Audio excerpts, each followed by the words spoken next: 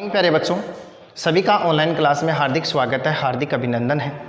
अपनी पिछली online class में हम पढ़ रहे थे डेवलपमेंट ऑफ किडनी, साथ में पढ़ रहे थे internal and histological structure of human kidney और टाइप ऑफ नेफ्रॉन, ये जिसका अध्ययन किया था। लास्ट में मैंने आपको बताया था कि मानव में वृक्क में स्थित नेफ्रॉन जो इकाइयाँ होती हैं या जंतुओं में जो नेफ्रॉन होता है वो दो प्रकार का होता है, कोर्टिकल और जक्स्टामेडुलरी। आज की इस ऑनलाइन क्लास में टॉपिक को आगे बढ़ाते हैं और स्टडी करते हैं स्ट्रक्चर ऑफ नेफ्रॉन, नेफ्रॉन की संरचना का अध्ययन करते हैं। तो देखो, नेफ्रॉन के मुख्यतः दो भाग माने जाते हैं। पहला भाग इसका ग्लोमेरुलस है, ग्लोमेरुलर या ग्लोमेरुलस। दूसरा भाग है नलिकीय भाग, यानी नलिका रूपी संरचना है नलिकीय भाग। अब इस ग्लोमेरुलस का निर्माण कैसे होता है, नलिकीय भाग का निर्माण कैसे होता है, ध्यान देंगे। एक डायग्राम के माध्यम से इसको समझने का प्रयास करते हैं। नेफ्रॉन की संरचना का जब अध्ययन करते हैं तो उसमें एक प्यालेनुमा संरचना दिखाई देती है और उस प्यालेनुमा संरचना में एक धमनी का प्रवेश करती है जिसका नाम है अभिवाही धमनी। ध्यान देना, एफरेंट एट्रियोल प्रवेश करती है, अभिवाही धमनी प्रवेश करती है, इसको अभिवाही धमनी कहते हैं। और यह अभिवाही धमनी बोमेन संपुट में पहुंचकर, ये प्यालेनुमा संरचना आगे हम पढ़ेंगे जिसको बोमेन संपुट कहते हैं, कपनुमा संरचना है, प्यालेनुमा स्ट्रक्चर होती है। यह अभिवाही धमनी बोमेन संपुट में प्रवेश करने के बाद लगभग 50 शाखाओं में बंट जाती है। कितनी ब्रांचेज में विभाजित हो जाती है? 50 ब्रांचेज में विभाजित हो जाती है और एक गुच्छा का निर्माण करती है, एक गुच्छ का निर्माण करती है जिसे केशिका गुच्छ या फिर क्या कहा जाता है, ग्लोमेरुलस कहा जाता है। तो प्रिय विद्यार्थियों, नेफ्रॉन की संरचना का अध्ययन करने पर पता चलता है कि इसमें मुख्यतः दो भाग माने जाते हैं। प्रथम भाग ग्लोमेरुलस है जिसका निर्माण किस प्रकार से हुआ, एक बार मैं फिर से बता रहा हूँ कि इसमें अभिवाही धमनी प्रवेश करती है और प्रवेश करने के बाद वो लगभग 50 शाखाओं में विभाजित होकर के इन रुधिर कोशिकाओं का एक गुच्छा बना लेती है और उसी रुधिर वाहिनी के गुच्छे को क्या कहा जाता है, ग्लोमेरुलस कहा जाता है या फिर इसे केशिका गुच्छ कहते हैं। दूसरा भाग इसका है नलिकीय भाग।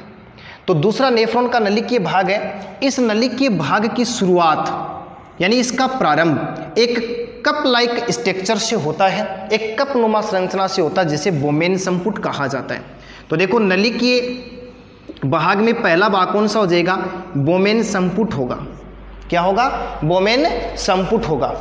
अब ये देखो, प्यालेनुमा स्ट्रक्चर हो गई, बोमेन संपुट वाला भाग है। ये बोमेन संपुट वास्तव में ही है क्या? तो देखो, नेफ्रॉन का प्रथम भाग या हम कह सकते हैं नेफ्रॉन के नलिकीय जो भाग है उसका प्रथम भाग प्यालेनुमा होता है जिसे क्या कहा जाता है, बोमेन संपुट कहा जाता है। बोमेन संपुट सल्की उपकला का बना होता है। देखो, किसकी बात करें हम, बोमेन संपुट की बात करें जो किसका बना होता है, सल्की उपकला का बना होता है। और बोमेन संपुट का जो भित्ति स्तर है, ये वॉल लेयर जो है ये द्विस्तरीय होती है। कैसी मानी जाती है? इसको द्विस्तरीय माना जाता है। तो प्रिय विद्यार्थियों, ध्यान से देखना, ये जो कपनुमा संरचना है वो बोमेन संपुट कहलाती है जिसका परिवर्धन सल्की उपकला से होता है। इसका जो भित्ति स्तर है, ये जो लेयर है, ये कैसी होती है, द्विस्तरीय होती है। अब इसमें क्या होता है कि ये जो इसकी जो आंतरिक सतह है, देखो द्विस्तरीय का मतलब इसमें दो स्तर पाए जाते हैं, अंतः और बाह्य। इसको इस साइड से अंतः माना जाएगा और इसकी अंतः सतह पर एक विशेष प्रकार की कोशिका पाई जाती है जिन्हें पोडोसाइट सेल कहते हैं। ध्यान देना, बहुत ही महत्वपूर्ण चीज़ है ये। पोडोसाइट सेल क्या होती है? इसे हिंदी में पदाणु या पादाणु कहा जाता है। ये एक विशेष प्रकार की संरचनाएं पाई जाती है। किस पर पाई जाती है? इसके आंतरिक स्तर पर पाई जाती है। इन पोडोसाइट सेल में क्या होता है, इन पोडोसाइट सेल में ऐसे अंगुलीनुमा उभार पाए जाते हैं, प्रवर्ध पाए जाते हैं। ये प्रवर्ध क्या काम करते हैं, ध्यान से देखना, यह प्रवर्ध क्या काम करेंगे, इस ग्लोमेरुलस की जो रुधिर कोशिकाएं हैं उन रुधिर कोशिकाओं को बांधे रखने का काम करते हैं, यानी उसको जकड़ने का काम करते हैं, बांधे रखने का काम करते हैं। जी कौन करते हैं? इसमें स्थित पोडोसाइट सेल में पाए जाने वाले प्रवर्ध अंगुलीनुमा इसमें हुक पाए जाते हैं, उभार पाए जाते हैं। ये क्या काम करेंगे, इस केशिका गुच्छ को बांधे रखने का काम करते हैं, जकड़ने का काम करते हैं। इसके अलावा ये पोडोसाइट सेल की भित्ति और रुधिर कोशिकाओं का जो केशिका जो गुच्छ है उनकी भित्ति मिलकर के, ध्यान से देखना, उनकी दोनों की भित्ति मिलकर के किसका निर्माण कर देती है? एक बहुत ही महत्वपूर्ण चीज़ है ये। देखो इस एक लेयर का निर्माण करती है और वो भित्ति क्या काम करती है? ध्यान से देखना, वो भित्ति छनन का काम करती है। किसका काम करती है? छनन का, फिल्ट्रेशन का काम करती है। या यहाँ पर जो तरल आएगा वो छन करके किस में आ जाता है? बोमेन संपुट के ग्रीवा वाले प्रदेश में आ जाता है या गर्दन वाले भाग में आ जाता है। लेकिन ये निर्माण किसका हुआ? ध्यान से देखेंगे, इसमें पोडोसाइट सेल होगी और पोडोसाइट सेल में अंगुली के समान उभार या प्रवर्ध पाए जाते हैं। वो प्रवर्ध क्या करते हैं? इन रुधिर केशिकाओं को जकड़ने का काम करते हैं, बांधे रखने का काम करते हैं। साथ ही साथ ये दोनों मिलकर के किसका निर्माण कर देते हैं? एक पारगम्य झिल्ली का निर्माण कर देते हैं। किसका निर्माण कर देते हैं? पारगम्य झिल्ली का निर्माण कर देते हैं। और पारगम्य झिल्ली ही यहाँ पर किसका काम करेगी? छनन का काम करेगी। इसको पारगम्य झिल्ली क्यों कहा जाता है? क्योंकि इसके अंदर लगभग 500 से 1000 के करीब इसमें सूक्ष्म छिद्र पाए जाते हैं और उन्हीं छिद्रों की सहायता से छनन की प्रक्रिया संपादित होती है। तो नलिकीय भाग का प्रथम भाग कौन सा हो गया? बोमेन कैप्सूल हो गया, बोमेन संपुट हो गया। एक बार मैं फिर से फास्टली रिवाइज कर देता हूँ। प्यालेनुमा संरचना बोमेन संपुट कहलाती है। नलिकीय भाग का प्रथम भाग होता है, ये सल्की उपकला की बनी होती है और इसके साथ साथ यदि इसकी बात की जाए तो ये द्विस्तरीय होती है। कैसी होती है? द्विस्तरीय। इसमें विशेष प्रकार की कोशिकाएं पाई जाती हैं जिन्हें पोडोसाइट या पादाणु कहते हैं, जिसमें अंगुलीनुमा उभार या प्रवर्ध पाए जाते हैं जो इन रुधिर केशिकाओं के गुच्छे को बांधे रखने का काम करते हैं। साथ ही साथ इनकी भित्ति के साथ में मिलकर के ये पारगम्य झिल्ली का निर्माण कर देते हैं। पारगम्य झिल्ली किसका काम करती है? छनन का काम करती है, फिल्ट्रेशन का काम करती है। इसमें लगभग 500 से 1000 के करीब क्या पाए जाते हैं? सूक्ष्म छिद्र पाए जाते हैं। तो इसका प्रथम भाग कौन सा हो गया? बोमेन संपुट वाला भाग हो गया।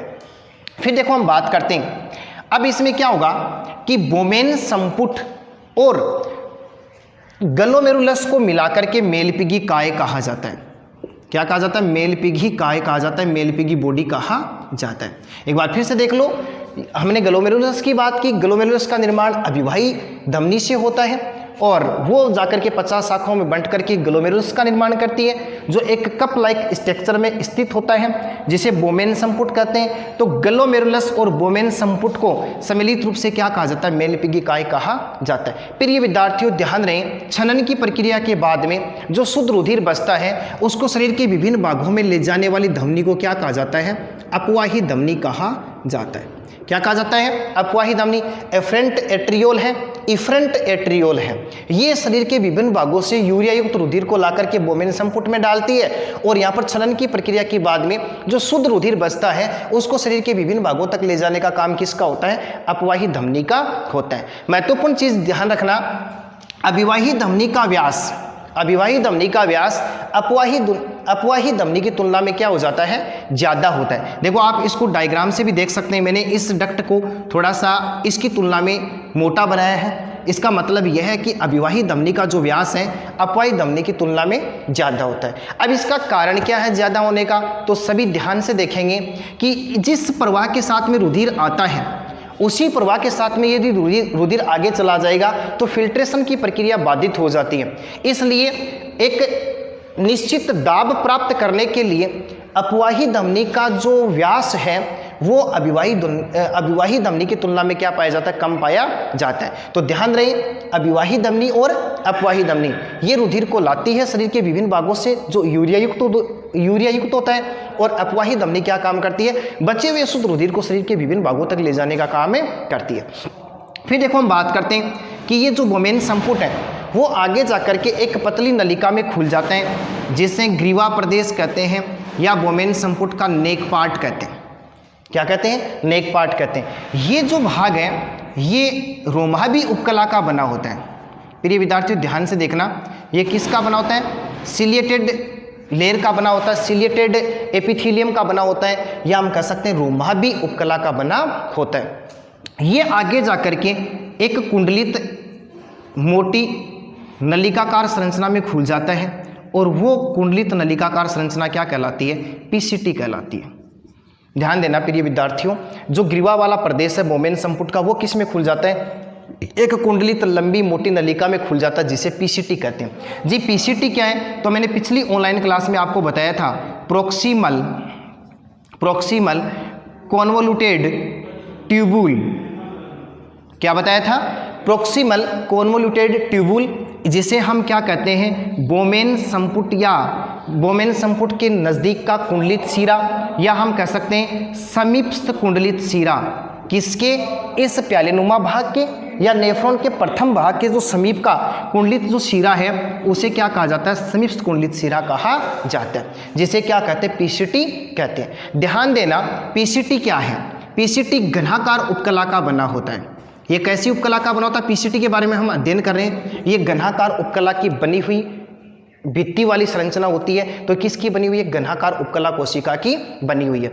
टोटल फिल्ट्रेशन का देखो, अब ये जो नली की जो पार्ट होगा वो क्या काम करता है? ये भाग क्या काम करेगा? फिल्ट्रेशन को संपादित करता है, छनन को संपादित करता है। फिर इसके बाद में यदि इस पार्ट की बात की जाए, ये जो आगे नेफ्रॉन का कुंडलित जो भाग आएगा, नलिका रूपी जो संरचना आएगी, वो पुनः अवशोषण का काम करती है। यानी ये जो पदार्थ यहाँ पर आता है इस नलिका में, उसमें भी कुछ पदार्थ ऐसे होते हैं जो उपयोगी होते हैं, लाभदायक होते हैं। उन लाभदायक उपयोगी पदार्थों को पुनः अवशोषित करके शरीर के विभिन्न भागों तक भेजना पुनः अवशोषण कहलाता है। और इसमें क्या होता है? पीसीटी में टोटल फ्लूइड का, टोटल द्रव्य का 2/3 भाग पुनः अवशोषित कर लिया जाता है। बहुत ही महत्वपूर्ण चीज मैंने आपको बताई है कि ये जो पीसीटी वाला भाग है ये कैसा होता है? कुंडलित नलिकाकार मोटा भाग होता है जो घनाकार उपकला का बना होता है। और ये टोटल पदार्थ का या निषेधक का, देखो जो छनकर के जो पदार्थ आ जाएगा उसे निषेधक बोलेंगे। क्या बोलेंगे? उसे निषेधक बोलेंगे। उसका 2/3 भाग पुनः अवशोषित कर लिया जाता है। इसके अलावा प्रिय विद्यार्थियों ध्यान देना, इस पीसीटी में भी अंगुलीनुमा उभार पाए जाते हैं जिन्हें रंसांकुर या माइक्रोविलाई कहते हैं। ध्यान देना, ये जो उभार हैं इन्हें हम क्या कह देंगे? रंसांकुर कह देंगे, सूक्ष्मांकुर कह देंगे, माइक्रोविलाई कहेंगे। वो इसके अंदर पाए जाते हैं। ये क्या काम करता है? इस पीसीटी का अवशोषण का जो सतही क्षेत्रफल होता है उसको बढ़ाने का काम करता है, क्योंकि ये क्या काम करती है? पुनः अवशोषण का काम करती है। तो पीसीटी में स्थित रंसांकुर क्या काम करते हैं? अवशोषण के लिए सतही क्षेत्रफल को बढ़ाने का काम है करते हैं। साथ ही साथ ध्यान देंगे, इस पार्ट में मतलब पीसीटी में माइटोकॉन्ड्रिया की संख्या बहुत ज़्यादा पाई जाती है। इसमें क्या पाया जाता है? माइटोकॉन्ड्रिया पाया जाता है। यह माइटोकॉन्ड्रिया क्या काम करेगा? इस पीसीटी वाले भाग को पुनः अवशोषण के लिए ऊर्जा प्रदान करने का काम करता है। तो पहला पार्ट हमने और कौन सा पढ़ लिया? पीसीटी। ध्यान देंगे, पीसीटी क्या है कि बोमेन संपुट के नीचे का गिरवा प्रदेश जिस कुंडलित मोटी नलिका संरचना में खुलता है उसे पीसीटी या प्रोक्सिमल कॉन्वोल्यूटेड ट्यूब्यूल समीपस्थ कुंडलित सीरा कहते हैं, जो घनाकार उपकला की बनी होती है। और ये टोटल निषेधक का 2/3 भाग अवशोषित कर लेती है। इसकी भीतरी सतह पर रंसांकुर पाए जाते हैं जो क्या काम करते हैं? अवशोषण हेतु क्या करती हैं? सतही क्षेत्रफल को बढ़ाने का काम करती हैं। साथ ही साथ इसमें क्या पाए जाते हैं? माइटोकॉन्ड्रिया पाए जाते हैं। यह माइटोकॉन्ड्रिया अवशोषण के लिए ऊर्जा प्रदान करने का काम करते हैं। प्रिय विद्यार्थियों, फिर आगे जाकर के ये पीसीटी एक यू नलिका में खुल जाती है, एक यू आकार की नलिका में, या हम कह सकते हैं हेयरपिन में खुल जाती है। ध्यान देना,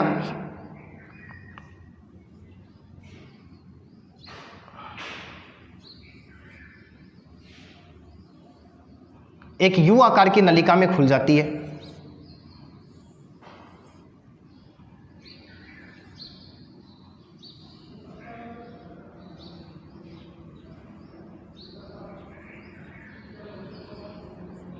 जिसे हेनले का लूप कहते हैं।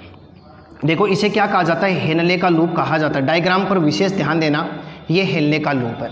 देखो पीसीटी आगे जाकर के एक यू शेप्ड स्ट्रक्चर में खुलती है, एक यू आकार की नलिका में खुल जाती है, या हम कह सकते हैं हेयरपिन में खुल जाती है, जिसे हम क्या कहते हैं? हेनले का लूप कहा जाता है। हेनले के लूप के मुख्यतः 2 भाग माने जाते हैं।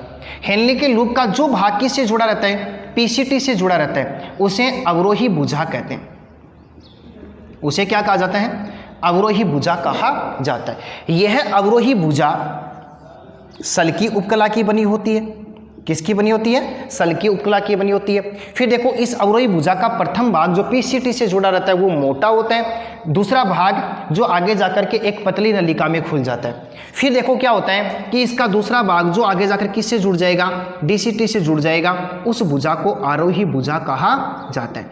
ध्यान देना प्रिय विद्यार्थियों, आरोही भुजा घनाकार उपकला की बनी होती है। देखो इसमें क्या होगा कि एक भुजा अवरोही भुजा होती है जो पीसीटी से जुड़ी रहती है, एक भुजा आरोही होती है जो डीसीटी से जुड़ी रहती है। तो ध्यान रहे इसकी यदि परिभाषा की बात करें तो पीसीटी तथा डीसीटी को, ध्यान से सुनना, पीसीटी तथा डीसीटी को जोड़ने वाली यू आकार की नलिका हेनले का लूप कहलाती है। हेनले के लूप में दो भुजाएं पाई जाती हैं। जो भुजा पीसीटी से जुड़ती है उसे अवरोही भुजा कहते हैं, और जो भुजा किससे जुड़ती है? डीसीटी से जुड़ती है, उसे क्या कहा जाता है? आरोही भुजा कहा जाता है। फिर इसके बाद में इसकी स्ट्रक्चर की बात करें तो ये हेनले के लूप की आरोही भुजा पुनः एक कुंडलित नलिका में खुल जाती है जिसे डिस्टल, ध्यान देना, जिसे डिस्टल कॉन्वोल्यूटेड ट्यूबुल कहा जाता है, या जिसको क्या कह सकते हैं? दूरस्थ कुंडलित सिरा कहते हैं। देखो दूरस्थ का मतलब दूर का, किसके दूर का? मेलिपिगी काय से, ये पूरा का पूरा मेलिपिगी काय है। मेलिपिगी काय से नेफ्रॉन का वह क्षेत्र जो उससे दूर पाया जाता है, कुंडलित भाग होता है, वो दूरस्थ कुंडलित सिरा कहलाता है, जिसे हम क्या कह सकते हैं? डीसीटी कह सकते हैं। तो प्रिय विद्यार्थियों, हेनले का लूप पुनः आगे जाकर के एक कुंडलित नलिका में खुलता है, और कौन सी भुजा? आरोही भुजा के द्वारा खुलता है, जिसे डीसीटी कहा जाता है। डीसीटी की यदि बात की जाए, डीसीटी भी पीसीटी के समान, ध्यान देना इसकी संरचना की बात करेंगे, डीसीटी भी पीसीटी के समान, डीसीटी भी पीसीटी के समान, देखो क्या होती है? डीसीटी भी पीसीटी के समान, अभी आपको बताऊंगा। डीसीटी पीसीटी के समान घनाकार उपकला की बनी होती है। ये भी किसकी बनी होती है? घनाकार उपकला की बनी होती है। डीसीटी में ध्यान देने वाली बात है, इसमें सूक्ष्मांकुर का अभाव पाया जाता है, इसमें सूक्ष्मांकुर का अभाव पाया जाता है, इसलिए इसमें पुनः अवशोषण लगभग शून्य के बराबर होता है। तो देखो नेफ्रॉन का, किसका? नेफ्रॉन का वह कुंडलित भाग, नेफ्रॉन का वह कुंडलित भाग जिसमें हेनले के लूप की आरोही भुजा खुलती है, डीसीटी कहलाता है। यह पीसीटी के समान घनाकार उपकला का बना होता है, साथ ही साथ इसमें सूक्ष्मांकुर का अभाव होता है, अतः इसमें अवशोषण बहुत ही कम पाया जाता है। इसके बाद में यदि बात की जाए तो डीसीटी आगे जाकर के एक नलिका में खुल जाती है, और वो नलिका संग्रह नलिका या संग्राहक नलिका कहलाती है। क्या कहलाती है? संग्रह नलिका या संग्राहक नलिका, जिसे कलेक्टिंग डक्ट कहते हैं।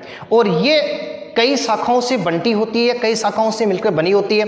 फिर देखो क्या होता है, ये सभी संग्राहक नलिकाएं मिलकर के एक मुख्य संग्राहक नलिका का निर्माण कर देती हैं, जिसे बेलिनाई की वाहिनी कहते हैं। बहुत ही मोस्ट चीज़ है बेलिनाई की वाहिनी, डक्ट ऑफ बेलिनी, जिसको क्या कहा जाता है? Duct of Bellini, duct of Bellini कह सकते हो आप। तो एक बार फिर से देखना, डीसीटी आगे जाकर के संग्रह नलिका में खुलती है, और ये सभी संग्रह नलिकाएं मिलकर के एक मुख्य संग्रह वाहिका का निर्माण करती हैं, जिसे बेलिनाई की डक्ट कहा जाता है। प्रिय विद्यार्थियों, ये संग्राहक नलिका आगे जाकर के मूत्र वाहिनी में खुल जाती है। किस में खुल जाती है? मूत्र वाहिनी में खुल जाती है। मूत्र वाहिनी मूत्राशय में मूत्र मार्ग से होती शरीर से बाहर खुलती है। तो ये पूरी की पूरी जो स्ट्रक्चर थी वो किसकी थी? नेफ्रॉन की स्ट्रक्चर थी। नोट लगा करके ध्यान रखना, एक बहुत ही महत्वपूर्ण चीज बता रहा हूं। हमने इसमें बात की दो भागों की। पहला भाग था ग्लोमेरुलस, जिसमें केशिका गुच्छ पाया जाता है। केशिका गुच्छ को ग्लोमेरुलस कहा जाता है, जिसका निर्माण अविवाहित धमनी से होता है। फिर मैंने प्रिय विद्यार्थियों आपको बताया दूसरा भाग है नलिकीय भाग, जिसका निर्माण किस किस से होता है? बोमेन संपुट, ग्रीवा वाला प्रदेश, नेक वाला पार्ट, पीसीटी, हेनले का लूप, डीसीटी। फिर मैंने साथ में आपको संग्राहक नलिका पढ़ाया, जो किसके साथ में कनेक्टिव है? नेफ्रॉन की स्ट्रक्चर के साथ में कनेक्टिव है। लेकिन विशेष ध्यान रखने वाली बात है कि जो संग्राहक नलिका है, कलेक्टिंग डक्ट को नेफ्रॉन का पार्ट नहीं माना जाता है, नेफ्रॉन का भाग नहीं माना जाता है। ये बहुत ही महत्वपूर्ण चीज़ है, इसको ध्यान रखना, ये नोट आपके दिमाग में होना चाहिए। क्यों नहीं माना जाता है? क्योंकि ये न किसी प्रकार की फिल्ट्रेशन का काम करती है, न किसी प्रकार के अवशोषण का काम करती है, यह सिर्फ और सिर्फ एक माध्यम का काम करती है। जो यूरिया युक्त रुधिर, जिसको हम अब क्या कहेंगे, मूत्र कहेंगे, जो किस में आ गया, डीसीटी में आ गया, उस डीसीटी में पहुंचे हुए मूत्र को मूत्र वाहिनी तक ले जाने का काम किसका होता है? संग्राहक नलिका का होता है। इसमें आंशिक मात्रा में यूरिया का अवशोषण भी होता है, लेकिन फिर भी इसको क्या नहीं माना जाता है? नेफ्रॉन का भाग नहीं माना जाता है। तो ये थी स्ट्रक्चर ऑफ नेफ्रॉन, मानव के नेफ्रॉन की संरचना, जिसमें हमने इन भागों का अध्ययन किया। अब ये मूत्रवाहिनी मूत्राशय में खुलेगी, मूत्राशय मूत्र मार्ग के द्वारा शरीर से बाहर खुलेगा, जो मूत्र को शरीर से बाहर निष्कासित कर देता है। तो आज की इस ऑनलाइन क्लास में हमने स्टडी किया स्ट्रक्चर ऑफ नेफ्रॉन, नेफ्रॉन की संरचना। कल हम पढ़ेंगे मूत्र निर्माण की क्रियाविधि, जिसमें विभिन्न विधियों के द्वारा अध्ययन करेंगे किस प्रकार से मूत्र का निर्माण होता है। धन्यवाद।